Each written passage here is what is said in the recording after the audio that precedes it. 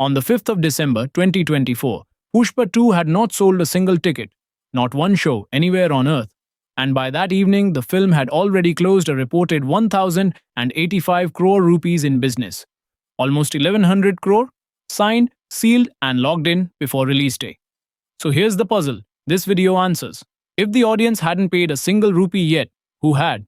And why were they so confident? Here's what most box office coverage gets wrong. We treat opening weekend like Judgment Day, as if Friday decides whether a film makes money. But in India, for the biggest films, that's simply not how the machine works. A huge share of the money is already banked before the first show. The tickets are the last revenue stream, not the first. 4 kinds of deals close before release: theatrical territory rights, streaming, satellite television, and music. Once you see how those 4 work and who actually carries the risk, you'll understand why some so-called flops quietly break even, why a genuine hit can still leave its distributors bleeding, and why the whole system is now starting to wobble. Start with the biggest pre-release buyer in the market today: the streaming platforms. The record digital deal in Indian cinema belongs to Kalki 2898 AD, a reported 375 crore rupees, split 2 ways. Netflix paid 175 crore for the Hindi version alone, and Prime Video paid around 200 crore for the 4 southern languages. Think about that. 2 rival platforms carving up one film by language before anyone had seen it. RRR sold its digital and satellite package to the Zee Group for a reported 325 crore, at the time the biggest such deal in the history of Indian cinema. KGF Chapter 2 went for 320. Pushpa 2 took 275 from Netflix. Below them sit Adipurush at 200, Salar at around 160, Divara at 150. And then there's Jawan. Its streaming rights went to Netflix and its satellite rights to Zee TV for a combined 250 crore. And trade reports said that number was higher than the film's entire production budget. Read that again. The streaming and TV checks alone reportedly out-earned the cost of making the film, before a single ticket. Now stack every deal for one film and watch the full machine at work. Pushpa 2's reported 1100 crore pre-release business breaks into 4 streams. The biggest slice is theatrical rights, distributors buying the right to release the film territory by territory, around 660 crore of it. Then comes the non-theatrical stack, 275 crore for digital, 85 crore for the satellite television premiere. That's the right to air the film on TV, and 65 crore just for the music paid by T-Series. That last number deserves its own chart because it tells you where the market's confidence has gone. Bahubali 2's audio rights reportedly sold for 10 crore in 2017. Saho went for 22, RRR 25, Jawan 36, and Pushpa 2 65 crore, the highest price ever paid for the songs of an Indian film. In 7 years, the price of film music went up 6.5 times. The songs became a 9-figure asset before anyone had heard them in a cinema hall. The oldest stream is still the biggest. Theatrical rights sold territory by territory like a map being carved up at an auction. Kalki 2898 AD's theatrical rights were valued at a reported 394 crore before release. Look at how that map splits: 182 crore from the Telugu states alone, the home market, always the priciest seat at the table. 80 crore from North India, another 80 from overseas, 30 from Karnataka, 22 from Tamil Nadu and Kerala.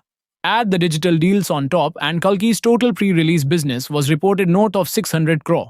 RRR went even further, a reported 900 crore in total pre-release business, anchored by one enormous deal: 480 crore from Pen Studios for all North India rights, plus 65 crore for overseas theatrical and 25 for audio. Now, an honest flag: these are trade-reported valuations, not audited accounts.